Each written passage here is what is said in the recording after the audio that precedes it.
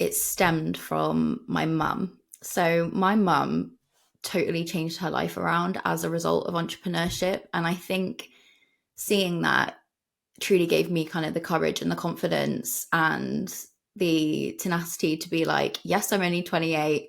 Yes, I have no idea what I'm doing in so many aspects of entrepreneurship, but I'm going to give it a go. And if I need help, I'll find the people that can help me to get there. So I think that's what gave me the courage to pull the trigger when I did. But also during the pandemic, I think a lot of us either got super fat and didn't do anything but eat for 2 years, or you became obsessed with self development. And I was the latter. And I just spent so much time reading entrepreneurial biographies during the pandemic. And I think seeing people's stories and like hearing about their failures and challenges again just gave me the confidence to be like, okay, if they can do it, why can't I? And then I'm type 1 diabetic. And I think I'd also hit a point where I'd worked in a couple of corporate businesses, and the lack of flexibility was honestly beginning to affect not only my physical health, but my mental health. And working on someone else's clock, I think, doesn't always work for everyone and for those with autoimmune diseases. And as you know, recruitment agencies aren't always the most inclusive. And I didn't particularly enjoy that. I felt that the business wasn't set up in a way that I could succeed as a result of health issues.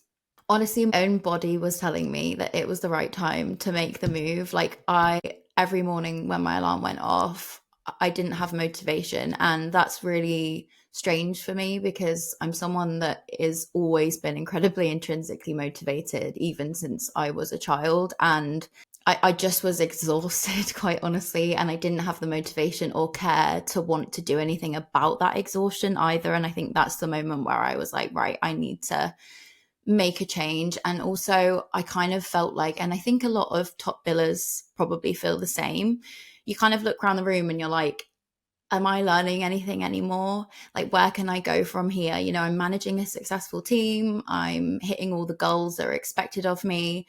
But what else? Like, what can I do to challenge myself? Because recruitment as a job can be quite monotonous. And I think if you're not creating that variety for yourself, it's really easy to become stagnant.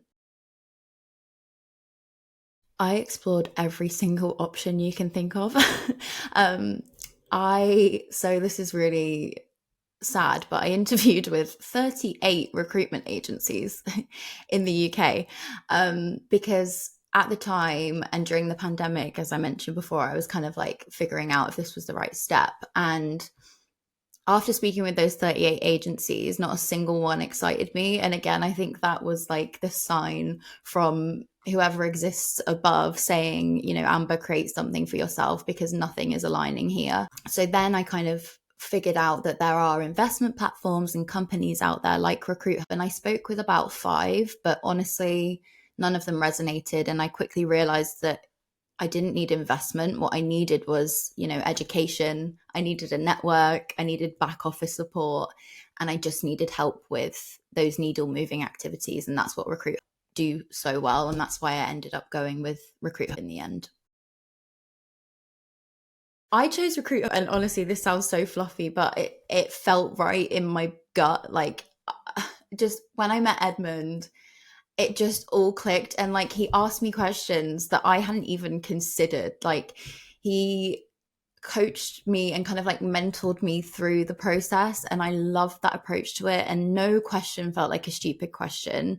I didn't feel pressured whatsoever to make a decision, you know, at that point or even in 3 years' time. They approached me as if, you know, we're always here if and when the time is right. Whereas other companies kind of made me feel like, okay, there's an expiry date on this contract. You need to make a decision by this time. And because I was already so wary about whether this was even the right decision for me anyway, it felt incredibly uncomfortable to kind of be pushed into that. So I just loved that they were there, but they weren't kind of pushing a decision down my throat, which is not what I needed at that time. from day one because the planning up to that point to the launch was so thorough. You know, you get a project management board of exactly what needs to be done and when. And as someone who has ADHD, this was so helpful because a lot of the things I need support with is just, you know, the accountability and staying on track and not letting my ideas run with themselves. So that support and being able to launch so quickly from the offset, I would not have been able to do that alone. I'd probably still be flipping around with something that definitely doesn't matter at the moment. So yeah, it was pretty immediate. Obviously, the tech stack, because I, in my old agency, used to love looking at like AI platforms or tools that would enable me to make my business and my day to day life easier. But it's really hard when you work in a larger corporation to get everyone on board.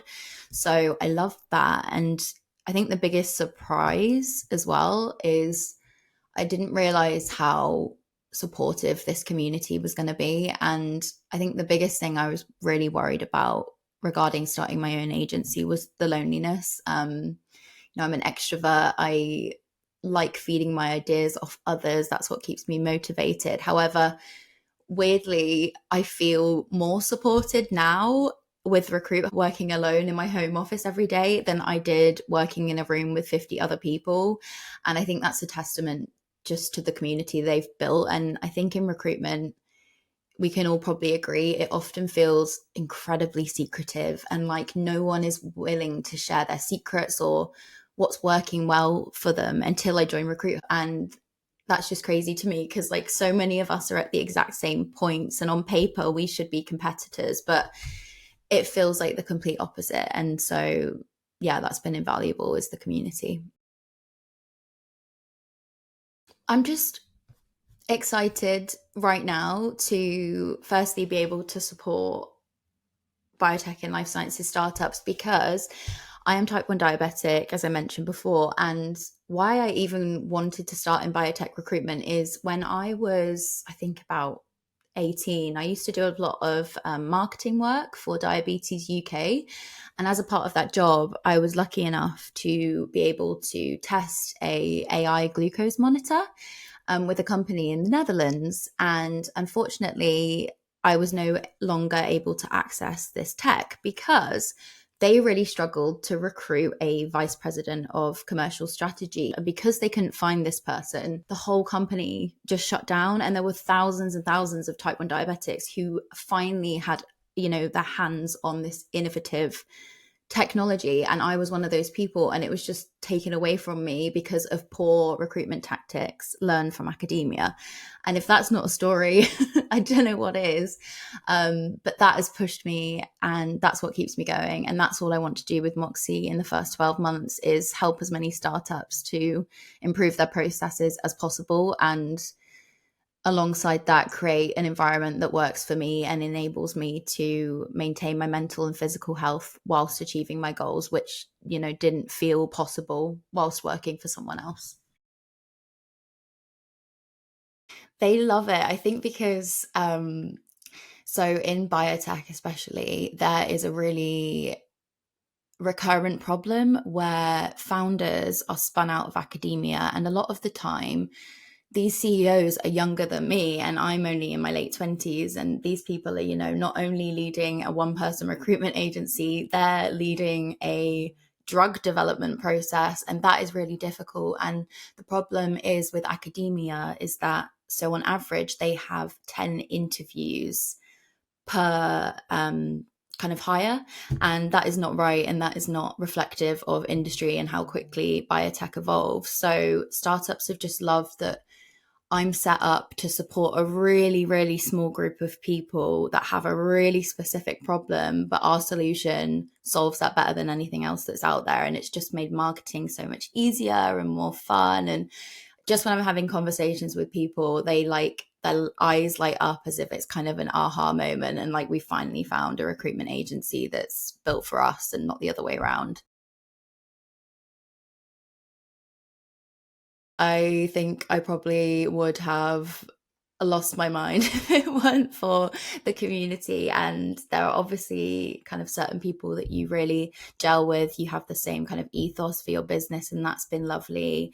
And connecting with people who, again, like I said earlier, are a year ahead of me, or people that I aspire to kind of be like, and just hearing what's working for them at that point, or what isn't working for them, has been really, really helpful. And even having the Slack channel, and it could be 3 o'clock in the morning and I've just had like a meltdown because I've had a really bad BD call in America, but there will be someone at the other end of that Slack channel that can help you at that time. So yeah, it's been great, and I've learned so much. And I think, again, when you come from an agency, there's only so many people and ways of working that you can learn from, and typically everyone's kind of doing the same thing.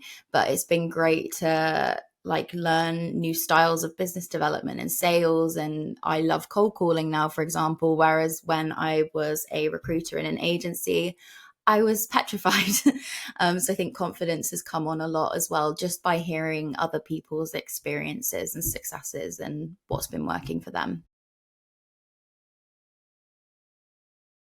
I needed like a starkly honest network that I could just be like, how hard is this? Do you think I can do this? Do I have enough runway to be able to do this? So, biggest tip would be to network, and also just think about, like, have you been a consistent biller for the past sort of 3 to 5 years? And I feel like until I got to that point, I didn't really have the confidence to set up on my own. So once I got to that kind of like 5 years of consistency, that's when I thought, okay, if I can do this for someone else whilst managing a team, why can't I do it at Moxee? So yeah, consistency and networking would be 2 bits of advice. That asking for help is a strength, not a weakness, because I think when you're in a recruitment agency, it's really easy to just, if you have a question, quickly ask the person next to you or ask your manager.